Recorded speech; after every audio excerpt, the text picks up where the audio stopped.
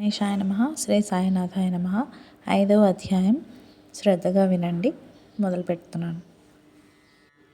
చాంద్ పాటిల్ పెండ్లివారితో కలిసి బాబా తిరిగి షిరిడీ రాక, సాయి అని స్వాగతము, ఇతర యోగులతో సహవాసము, పాదుకల చరిత్ర, మొహియుద్దీన్తో కుస్తీ, జీవితంలో మార్పు, నీళ్లను నూనెగా మార్చుట, జవహర్ అలీయను కపట గురువు, ఈ అంశాల మీద 5వ అధ్యాయంలో వివరించబడిందండి. అవి తెలుసుకుందాం.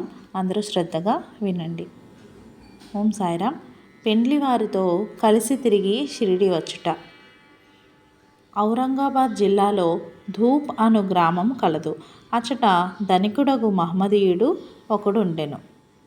అతని పేరు చాంద్ పాటిల్. ఔరంగాబాద్ పోచుండగా అతని గుర్రము తప్పిపోయెను. 2 మాసములు శోధించినను దాని అంతు దొరకకుండెను. అతను నిరాశ చెంది భుజముపై జీన్ వేసుకొని ఔరంగాబాద్ నుండి ధూప్ గ్రామంనకు పోవుచుండెను. 9 మైళ్ళు నడిచిన పిమ్మట ఒక మామిడి చెట్టు వద్దకు వచ్చెను. దాని నీడలో ఒక వింత పురుషుడు కూర్చొని ఉండెను. అతడు తలపై టోపీ, పొడుగైన చొక్కా ధరించి ఉండెను. చంకలో సటకా పెట్టుకొని చిలుము త్రాగుటకు ప్రయత్నించుచుండెను. దాని వెంటపోవు చాంద్ పాటిల్ను చూచి అతన్ని పిలిచి చిలుము త్రాగి కొంత తడవు విశ్రాంతి గొనుమనెను. జీను గురించి ప్రశ్నించెను. అది తాను పోగొట్టుకొనిన గుర్రముదని చాంద్ పాటిల్ బదులు చెప్పెను. దగ్గరగానున్న కాలువలో వెతకమని ఫకీరు చెప్పెను. అతడు అచ్చటకు పోయి గడ్డి మేయుచున్న గుర్రమును చూచి మిక్కిలి ఆశ్చర్యపడెను. ఈ ఫకీరు సాధారణ మనుజుడు కాడనియు గొప్ప ఔలియా అంటే యోగి పుంగవుడు అయి ఉండవచ్చు అనియు అనుకొనెను. గుర్రమును తీసుకొని ఫకీరు వద్దకు వచ్చెను. చిలుము తయారుగా ఉండెను, కానీ నీరు నిప్పు కావలసి ఉండెను. చిలుము వెలిగించుటకు నిప్పు, గుడ్డను తడుపుటకు నీరు కావలసి ఉండెను. ఫకీరు ఇనుప చువ్వను భూమిలోనికి గుచ్చగా నిప్పు వచ్చెను. సటకాతో నేలపై మోదగా నీరు వచ్చెను. చప్పిని ఆ నీటితో తడిపి నిప్పుతో చిలుమును వెలిగించెను. అంతయు సిద్ధముగా ఉండుటచే ఫకీరు ముందుగా చిలుము పీల్చి చాంద్ పాటిల్కు అందించెను. ఇదంతయు చూచి చాంద్ పాటిలు ఆశ్చర్యమగ్నుడయ్యెను. ఫకీరును తన గృహమునకు రమ్మనియు అతిథిగా ఉండమనియు చాంద్ పాటిల్ వేడుకొనెను. ఆ మరుసటి దినమే ఫకీరు పాటిల్ ఇంటికి పోయి అచ్చట కొంతకాలం ఉండెను. ఆ పాటిలు గ్రామమునకు మునసబు. అతని భార్య, తమ్ముని కొడుకు పెండ్లి సమీపించెను. పెండ్లి కూతురిది షిరిడీ గ్రామం. అందుచే షిరిడీ పోవుటకు పాటిలు కావలసినవన్నీ జాగ్రత్త చేసుకొని ప్రయాణమునకు సిద్ధపడెను. పెండ్లి వారితో కూడా ఫకీరు బయలుదేరెను. ఎట్టి చిక్కులు లేక వివాహము జరిగిపోయెను. పెండ్లి వారు ధూప్ గ్రామము తిరిగి వచ్చిరి. కానీ ఫకీరు షిరిడీలో ఆగి అచ్చటనే స్థిరముగా నిలిచెను. ఫకీరుకు సాయినామా ఎట్లు వచ్చెనో తెలుసుకుందాం. పెండ్లివారు షిరిడీ చేరగానే ఖండోబా మందిరమునకు సమీపమున ఉన్న భక్త మహల్సాపతి గారి పొలంలో ఉన్న మర్రి చెట్టు కింద బస చేసిరి. ఖండోబా మందిరమునకు తగిలియున్న ఖాళీ జాగాలో బండ్లు విడిచిపెట్టిరి. బండ్లలో ఉన్న వారొకరి తరువాత ఒకరు దిగిరి. ఫకీరు కూడా అట్లనే దిగెను. భక్త మహల్సాపతి ఆ చిన్న ఫకీరు దిగుట చూచి దయచేయుము సాయి అని స్వాగతించెను. తక్కినవారు కూడా ఆయనను సాయి అని పిలువనారంభించిరి. అది మొదలు వారు సాయిబాబా అని ప్రఖ్యాతులైరి. ఇతర యోగులతో సహవాసము. సాయిబాబా షిరిడీలో ఒక మసీదులో నివాసం ఏర్పరచుకొనిరి. బాబా రాకపూర్వమే దేవీదాసు అను యోగి షిరిడీలో ఎన్నో సంవత్సరముల నుండి నివసించుచుండెను. బాబా అతనితో సాంగత్యమునకు ఇష్టపడెను. అతనితో కలిసి మారుతి దేవాలయంలోను చావడిలోను కొంతకాలము ఒంటరిగాను ఉండెను. అంతలో జానకీదాసు గోసావి అను ఇంకొక యోగి అచ్చటకు వచ్చెను. బాబా ఎల్లప్పుడూ మాట్లాడుతూ కాలం గడుపుతూ ఉండేవారు. లేదా బాబా ఉండు చోటుకు జానకిదాసు పోవచుండెను. అట్లనే ఒక వైశ్యయోగి పునతాంబే నుంచి వచ్చుచుండెను. వారు పేరు గంగాఖీరు. అతనికి సంసారం ఉండెను. అతడు బాబా స్వయముగా కుండలతో నీళ్లు పోసి పూల చెట్లకు పోయిట చూచి ఇట్లా అనెను. ఈ మణి ఇచ్చటుండుటచే షిరిడి పుణ్యక్షేత్రమైనది. ఈ మనుజుడు ఈనాడు కుండలతో నీళ్లు మోయిచున్నాడు. కానీ ఇతడు సామాన్య మానవుడు కాడు. ఈ నేల పుణ్యము చేసుకున్నది కనుక సాయిబాబా అను నీ మణిని రాబట్టుకొనగలిగెను. ఏవేళ గ్రామంలో ఉన్న మఠంలో ఆనందనాథుడను యోగి పుంగవుడుండేవాడు. అతను అక్కల్ కోట్కర్ మహారాజు గారి శిష్యుడు. అతడు ఒకనాడు షిరిడి గ్రామ నివాసులతో బాబాను చూడవచ్చెను. అతడు సాయిబాబాను చూచి ఇట్లనెను. ఇది అమూల్యమైన రత్నము. ఇతడు సామాన్య మానవుని వలె కనిపించినప్పటికీ ఇది మామూలు రాయి కాదు. ఇది ఒక రత్నమణి. ముందు ముందు ఈ సంగతి మీకు తెలియగలదు. ఇట్లనుచు ఏవేళ చేరెను. ఇది శ్రీ సాయిబాబా బాల్యమున జరిగిన సంగతి. తదుపరి బాబా దుస్తులు వారి నిత్యకృత్యముల గురించి తెలుసుకుందాం. యవ్వనమునందు బాబా తల వెంట్రుకలు కత్తిరించక జుట్టు పెంచుచుండెను. పహిల్వాను వలె దుస్తులు వేసుకునేవారు.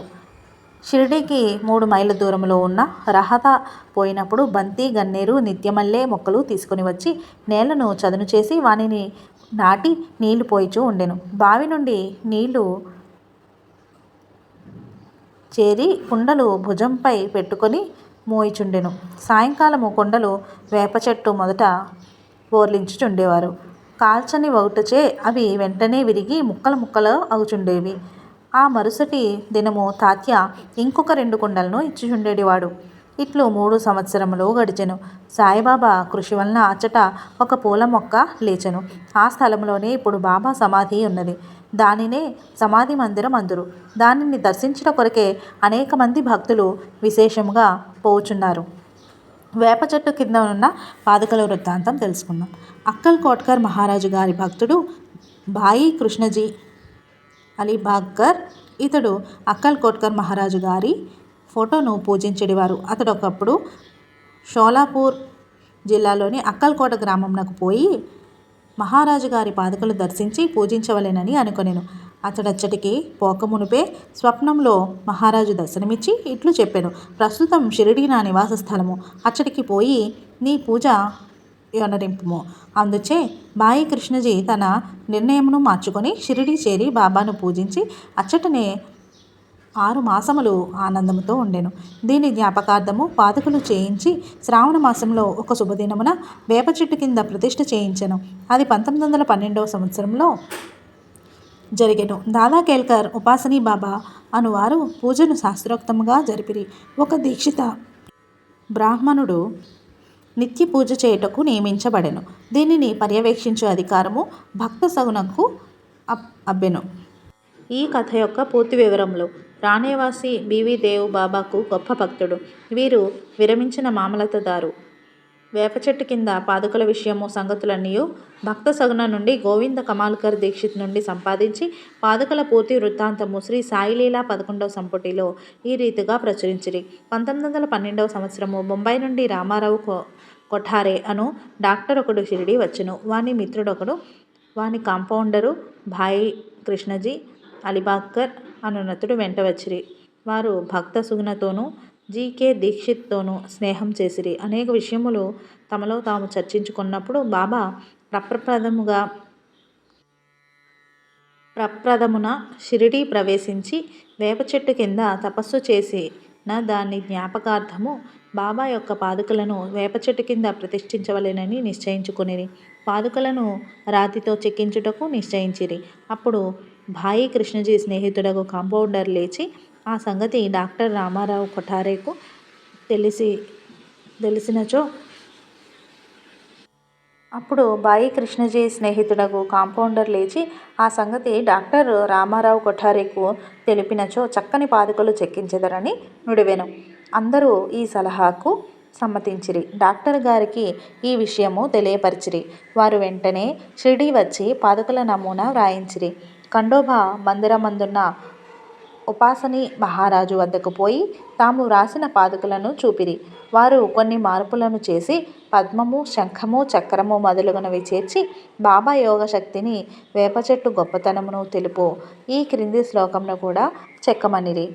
సదానింబవృక్షస్య మూలాధివాసాత్ సుధాప్రావీణం తిక్తమప్యత్ప్రియంతం తరుం కల్పవృక్షాదికం సాధయంతం నమామీశ్వరం సద్గురుం సాయినాథం. ఉపాసని సలహాలను ఆమోదించి పాదుకలు బొంబాయిలో చేయించి కాంపౌండర్ ద్వారా పంపిరి. శ్రావణ పౌర్ణమి నాడు స్థాపన చేయమని బాబా ఆజ్ఞాపించెను. ఆనాడు 11 గంటలకు జీకే దీక్షిత్ తన శిరస్సుపై పాదుకలు పెట్టుకొని ఖండోబా మందిరం నుండి ద్వారకామాయికి ఉత్సవములతో వచ్చిరి.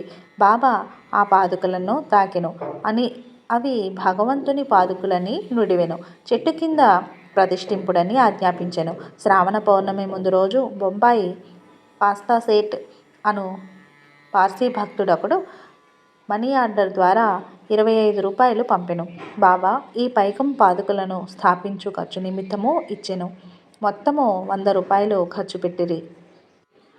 మొట్టమొదట భాయి కృష్ణజీ అక్కల్కోట్కర్ మహారాజ్ భక్తుడు. 1912 సంవత్సరంలో వేప చెట్టు కింద పాదుకలు స్థాపించినప్పుడు అక్కల్కోటకు పోచు మార్గం మధ్యమున షిరిడియందు దిగెను. బాబా దర్శనము చేసిన తరువాత అక్కల్కోట గ్రామంనకు పోవలననుకొని బాబా వద్దకేగి అనుమతి నిమ్మని అడిగెను. బాబా ఇట్లనెను, అక్కల్కోటలో ఏమున్నది, అక్కడెలా పోయేదవు? అక్కడుండే మహారాజు ప్రస్తుతం ఎక్కడనున్నారు?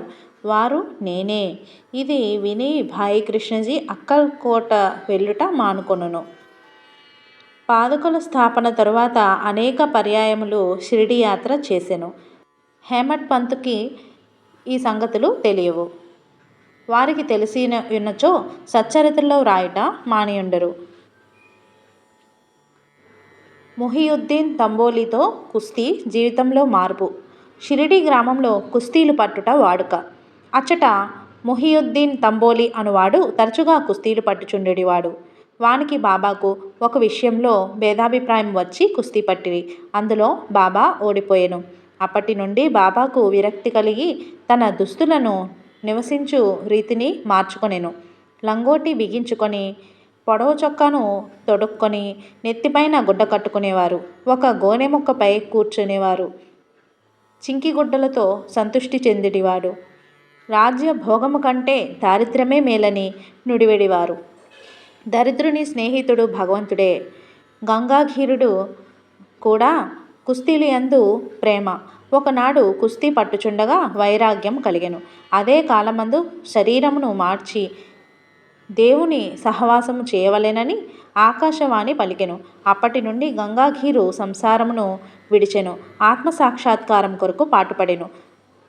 పునత్తాంబే దగ్గర నదియొడ్డున ఒక మఠమును స్థాపించి తన శిష్యులతో నివసించుచుండెను. సాయిబాబా జనులతో కలిసిమెలిసి తిరుగువారు కారు. అడిగినప్పుడు మాత్రమే జవాబిచ్చువారు. దినమంతయు వేప చెట్టు నీడయందు, అప్పుడప్పుడు ఊరవతలనున్న కాలువయొడ్డునందుండు తుమ్మ చెట్టు నీడన కూర్చునిడివారు. సాయంకాలము ఊరకనే పచారు చేయుచూ ఉండేవారు, లేదా నేమగా పోచుండేవారు. త్రయంబక్ జీ డేంగ్లే అనునతని ఇంటికి తరచుగా పోవువారు. డేంగ్లేయందు సాయిబాబాకు మిక్కిలి ప్రేమ. అతని తమ్ముని పేరు నానాసాహెబు. అతడు ద్వితీయ వివాహము చేసుకున్న సంతానము కలగలేదు. బాబాసాహెబ్ డేంగ్లే నానాసాహెబును సాయిబాబా వద్దకు పంపెను. వారి అనుగ్రహంచే పుత్ర సంతానము కలిగెను. అప్పటి నుంచి బాబాను దర్శించుటకు ప్రజలు తండోపతండములుగా వచ్చుచుండిరి. వారి కీర్తి అంతటా వెల్లడాయెను. అహ్మద్ నగర్ వరకు వ్యాపించెను. అక్కడ నుండి నానాసాహెబ్ చాందోర్కర్, కేశవ చిదంబర్ మొదలగు కాగల అనేక మంది షిరిడీకి వచ్చుట ప్రారంభించిరి. దినమంతయు బాబాను భక్తులు చుట్టూ ఉండేడివారు. బాబా రాత్రులందు పాటుపడిన పాత మసీదునందు శయనించుచూ ఉండెను.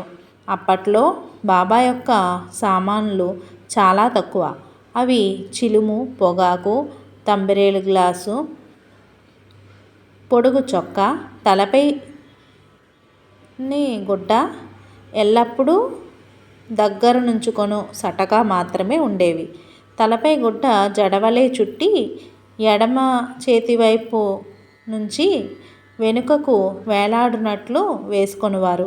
దీనిని వారముల తరబడి ఉతకకుండా ఉంచేవారు. చెప్పులను తొడిగేవారు కారు.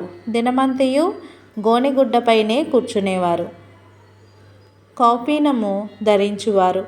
చలిని వారించుటకు ధునికెదురుగా ఎడమచేయి కట్టడాపై వేసి దక్షిణాభిముఖముగా కూర్చుండువారు. ఆ ధునిలో అహంకారమును, కోరికలను, ఆలోచనలను ఆహుతి చేసి అల్లాయే యజమాని అని పలికేవారు. మసీదులో 2 అడుగుల స్థలం మాత్రమే ఉండెను. భక్తులు అందరూ అచటకు పోయి బాబాను దర్శించుచుండిరి.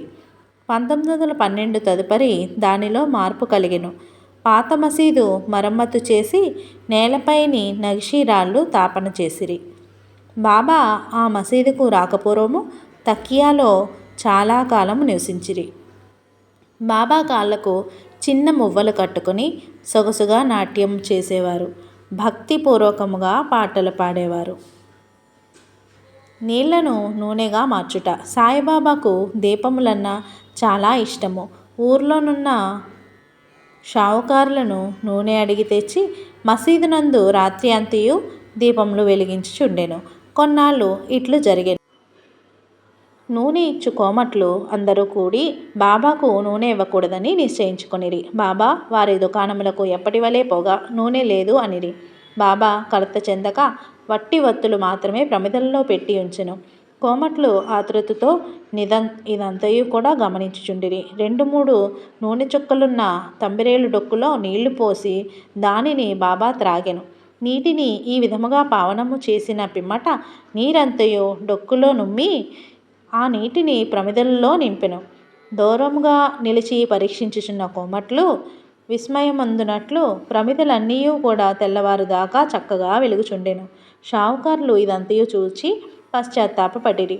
క్షమాపణ కోరిరి. బాబా వారిని క్షమించెను. ఇక మీదట సత్ప్రవర్తన అలవర్చుకొనుడని పంపెను. జౌహర్ అలీ అను కపట గురు. పైన వివరించిన కుస్తీ జరిగిన 5 ఏండ్ల తరువాత అహ్మదునగర్ నుంచి జౌహర్ అలీ అను ఫకీరుడొకడు శిష్యులలో రహతా వచ్చెను. శిష్యులతో పాటు వీరభద్ర మందిరమునకు సమీపంలో ఉన్న స్థలములో దిగెను. ఆ ఫకీరు బాగా చదువుకున్నవాడు. ఖురాన్ అంతయు వల్లించగలడు. మధుర భాషణుడు. ఆ ఊరిలోని భక్తులు వచ్చి వానిని సన్మానించుచు గౌరవంతో చూచుచుండెడివారు. వారి సహాయంతో వీరభద్ర మందిరమునకు దగ్గరగా ఈద్గా అను గోడను నిర్మించుటకు పూనుకొనెను. ఈదుల్ ఫితర్ అను పండుగ నాడు మహమ్మదీయులు నిలుచుకొని ప్రార్థించు గోడయే ఈద్గా. ఈ విషయంలో కోట్లాట జరిగి జౌహర్ అలీ రహతా విడిచి షిరిడీలో బాబాతో మసీదునందు ఉండెను. ప్రజలు వాని తీపి మాటలకు మోసపోయిరి. అతడు బాబాను తన శిష్యుడని చెప్పువాడు. బాబా అందులకు అడ్డు చెప్పక అలాగ ఉండుటకు సమ్మతించెను. గురువును శిష్యుడును రహతాకు పోయి అచ్చట నివసించుటకు నిశ్చయించుకొనిరి. అతడు బాబాను తన శిష్యుడని చెప్పువాడు. బాబా అందులకు అడ్డు చెప్పక చేలాగా నుండుటకు సమ్మతించెను. గురువును శిష్యుడును రహతాకు పోయి అచ్చట నివసించుటకు నిశ్చయించుకొనిరి. గురువునకు చేలాశక్తి ఏమీయూ తెలియకుండెను. కానీ చేలాకు గురువు యొక్క లోపములు బాగా తెలియను. అయినప్పటికీ వానినెప్పుడూ అగౌరవించలేదు. వాని పనులన్నీయూ చక్కగా నెరవేర్చుచుండెడివారు. అప్పుడప్పుడు షిరిడీకి ఇరువురు వచ్చి పోవుచుండెడివారు. కానీ షిరిడీ ప్రజలకు బాబా అధికంగా రహతాలో ఉండుట ఎంత మాత్రమూ ఇష్టం లేదు. అందుచే వారందరూ కలిసి రహతా నుంచి సాయిబాబాను షిరిడీకి తెచ్చుటకు పోయిరి. వారు రహతాలో బాబాను ఈద్గా వద్ద చూచి బాబాను తిరిగి షిరిడీ తీసుకొని పోవుటకై వచ్చినామని చెప్పిరి. ఫకీరు ముక్కోపి, చెడ్డవాడు, తనను విడిచిపెట్టడు కనుక ఫకీరు వచ్చు లోపల వారు తన యందు ఆశ విడిచి తిరిగి షిరిడి పోవుట మంచిదని బాబా వారికి సలహా ఇచ్చెను. వారిట్లు మాట్లాడుచుండగా ఫకీర్ వచ్చి బాబాను తీసుకొని పోవుటకు ప్రయత్నించుచున్న షిరిడి ప్రజలకు మందలించెను. కొంత వివాదం జరిగిన పిమ్మట గురువుగారున్న చేలాయు తిరిగి షిరిడి పోవుటకు నిర్ణయమైనది. కాబట్టి వారు షిరిడి చేరి అచ్చట నివసించుచుండిరి. కొన్ని దినముల పిమ్మట దేవీదాసు కపట గురువును పరీక్షించి లోటుపాటులు అనేకములున్నట్లు కనిపెట్టెను. బాబా షిరిడి ప్రవేశించుటకు 12 సంవత్సరముల ముందు దేవీదాసు 10 లేదా 11 ఏండ్ల బాలుడుగా షిరిడి చేరును. వారు మారుతి దేవాలయంలో ఉండేవారు. దేవీదాసు చక్కని ముఖలక్షణములు, ప్రకాశించు నేత్రములు కలిగి నిర్వ్యామోహిత అవతారము వలె జ్ఞాని వలె కనబడుచుండెను. తాత్యా పాటీలు, కాశీనాథు మొదలగుగా గల అనేక మంది దేవీదాసులు గురువుగా మన్నించుచుండిరి. వారు జౌహారును దేవీదాసు వద్దకు తీసుకొచ్చిరి. జరిగిన వాదములలో తగిన సమాధానం ఇవ్వలేక జౌహారు ఓడిపోయి షిరిడి విడిచి పారిపోయి బీజాపురంలోని ఉండెను. చాలా ఏండ్ల తరువాత షిరిడీకి తిరిగి వచ్చి బాబా పాదములపై పడెను. తాను గురువు సాయిబాబా చేలాయను తప్పుడు అభిప్రాయము వాని మనస్సు నుండి తొలగెను. పశ్చాత్తాపపడుటచే సాయిబాబా వానిని గౌరవంగానే చూచెను. ఈ విధముగా బాబా శిష్యుడు గురువు ఎట్లు కొలువవలెనో, ఎట్లు అహంకారమును విడిచి గురు శుశ్రూష చేసి తుదకు ఆత్మసాక్షాత్కారమును పొందవలెనో నిరూపించెను. ఈ కథ భక్త మహల్సాపతి చెప్పిన రీతిగా వ్రాయబడినది. ఓం నమో శ్రీ సాయినాథాయ. 5వ అధ్యాయం సంపూర్ణం. మరలా 6వ అధ్యాయంలో కలుద్దామండి. శ్రీ సచ్చిదానంద సమర్థ సద్గురు సాయినాథ్ మహారాజ్ కీ జై. సర్వే జన సుఖినో భవంతు. ఈ సాయి సచ్చరిత్ర వీడియోలను సాయి భక్తులందరికీ చేరేలాగా మీ సహాయాన్ని అందిస్తారని ఆశిస్తున్నానండి. ధన్యవాదములు.